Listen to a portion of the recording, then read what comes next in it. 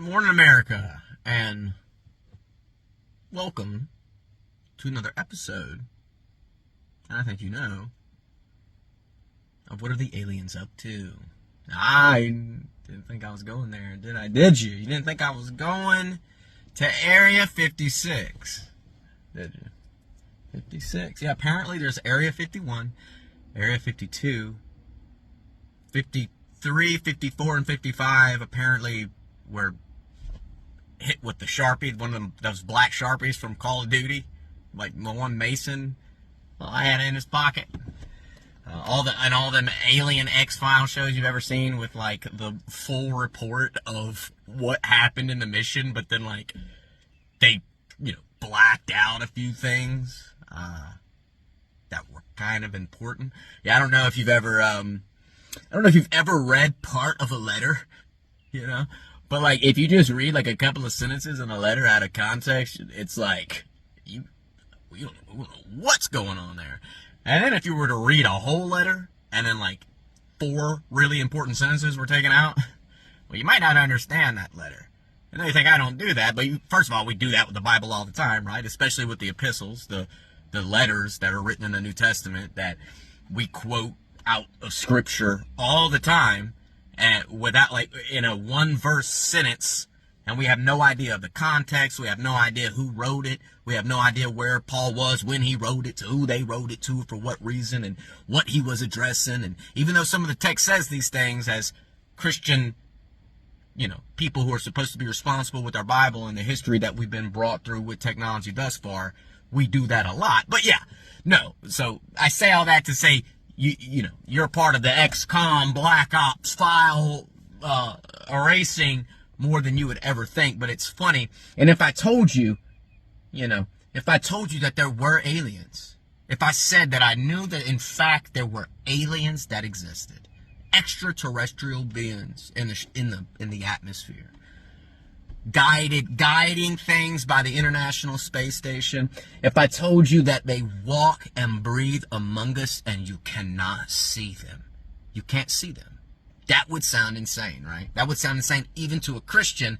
Yet most Christians don't understand that the fallen angel,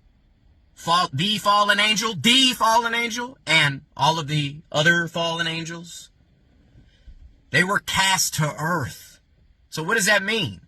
That means that there are psychological forces and entities with identities that are perusing about this world. Go watch Fallen by Denzel Washington and John Goodman. I mean, it's a movie take, but it's an illustration of the understanding of kind of what that might mean and what it means. We read areas in Scripture where Paul literally talks about helping someone out. You may have entertained an angel and not even known it. You may have entertained an angel and not even known it.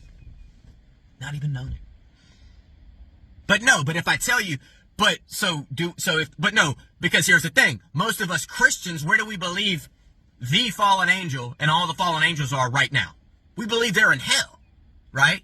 Which, hold on, and I know this is going to go against your better judgment too, but that is a false teaching. The Scriptures do not teach that Lucifer and the fallen angels were cast into the eternal fire, torment of sulfur and gnashing of teeth, right? Judgment Day is going to come. Long story short, Judgment Day is coming, and Judgment Day is going to come, and the righteous living, those who are alive at the time, and the righteous dead, and one motion, 1st and 2nd Thessalonians and 1 Corinthians 15, guess what?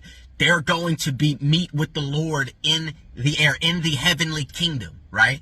And ultimately, all of the righteous living and righteous judge will be judged at once, and the righteous and the wicked dead and the wicked living will be judged at once.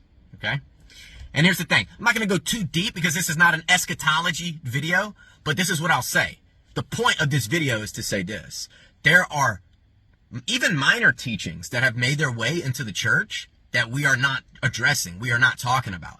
Hell was never, ever preached as an eternal, all suffering, all burning, weeping and gnashing of teeth forever and ever and ever and ever and ever and ever and ever and never stop. That's some sort of old pagan tradition that made its way even into good thinking churches. Ultimately, the scriptures reveal destruction.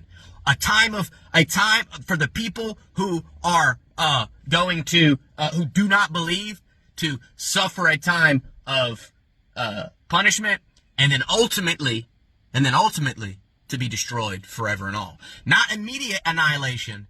It's suffering and then annihilation. Because all that suffering and torment, all the penalty of just error, all that ultimately is going to be consumed by his justice, because his light's going to touch everything.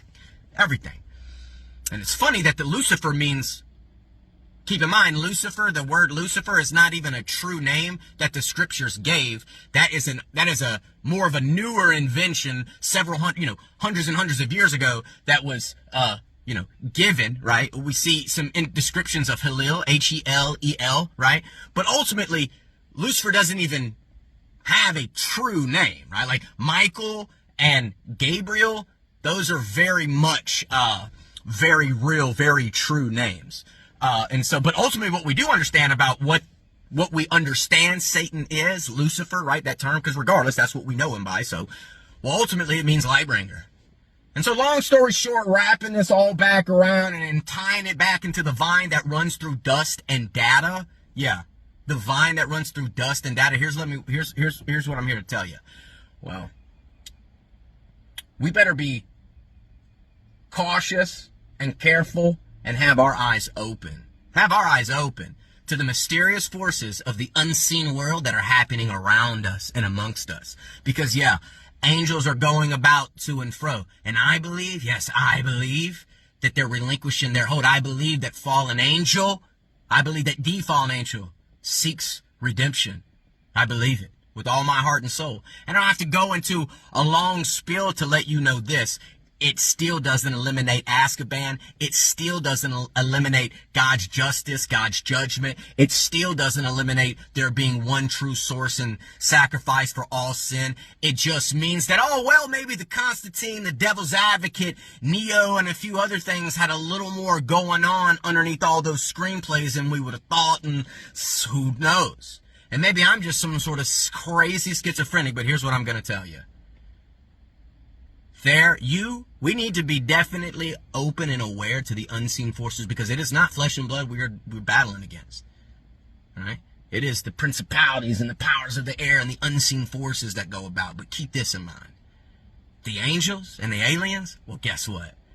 They're not the only ones going about all mysterious, like acting like unseen. Turns out that the spirit monkeys beating bongo drums, found out how to do some really cool stuff with really dirty, nasty pizza cut in the form of triangles. Yeah. Turns out Nicolas Cage was on to so much more than just some hidden treasure in New York somewhere. And it turns out, like he said, like the guy with the Freemason stone ring says, well, somebody's got to go to jail. Well, yes, somebody's got to go to jail. Somebody's got to go to jail. But you ask me in Second Thessalonians what a messenger from Satan has to do with being concerned with people not accepting the truth that would save their souls. What if everything we're supposed to understand about Satan and everything we're supposed to understand about what the eternal enemy, well, then guess what? Guess what? Then in 2 Thessalonians, what does a messenger from Satan have anything to do with being concerned with people not accepting the truth that would save their souls? Could it be that Job, the old story of Job, goes further than we might ever think? That underneath the reign and the sovereignty of an eternal, everlasting God who has used Lucifer's freely chosen, willful obedience and fall to bring about his glory, that ultimately, that maybe in a sixth sense reveal right before he comes back, what a John the Baptist like says, hey, guess what? God's grace, God's love, and God's mercy is going to extend even to his enemy. Because didn't Jesus tell us to do that? Didn't he literally tell us to do that? To clothe our enemies, to pray for our enemies. To be there for our enemies, to pray for your persecutors. then how in the world, in the ultimate nature of what we understand about what the gospel is, do we not think that God's love and God's grace and God's mercy and God's forgiveness could even be administered to his enemy? To the enemy. Doesn't that sound like the gospel reaching all? Doesn't that sound like the light being brought? Doesn't that sound like ultimate reach out? If there's a way, if there's a system, if that man of lawlessness in 2 Thessalonians can come up with something as a mediator, right? Because God in his fallen, because man in its fallen nature, and especially the fallen nature of rebelling in God's eternal kingdom with the fallen angel and all the other fallen angels, well, guess what? Guess what? Man of lawlessness has a lot more to say and a lot more to do than you might ever think. And ultimately, God's eternal, perfect, moral justice and duty and righteous, divine holiness demand that it be administered to Lucifer. But guess what? His righteous justice demanded that it be delivered to us. And Jesus took that on himself for us. For us. For whosoever would believe, and that's the kicker. That's the kicker. Whosoever. Jesus' sacrifice in its first ultimate understood. Jesus' sacrifice in his first. What we understand about Jesus' sacrifice is this.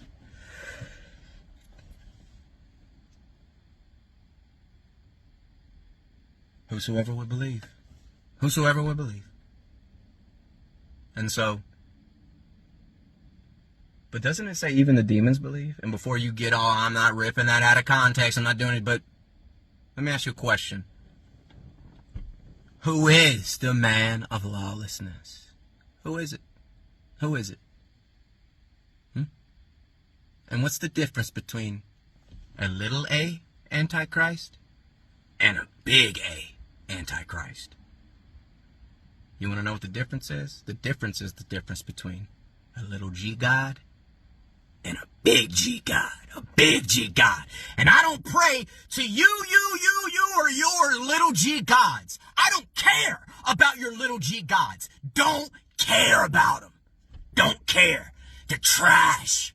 They're trash and they deserve to be burned up forever because they don't exhibit any truth about sin, suffering, struggle, tragedy, turmoil, righteousness, divine righteousness being accredited to the sinner, and the ultimate fix for the broken, fractured soul. They don't address it. They don't touch upon it.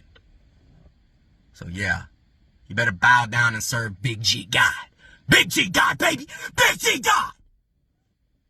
And get that loving thing on, because if we don't get that loving thing on, we're not going to make it.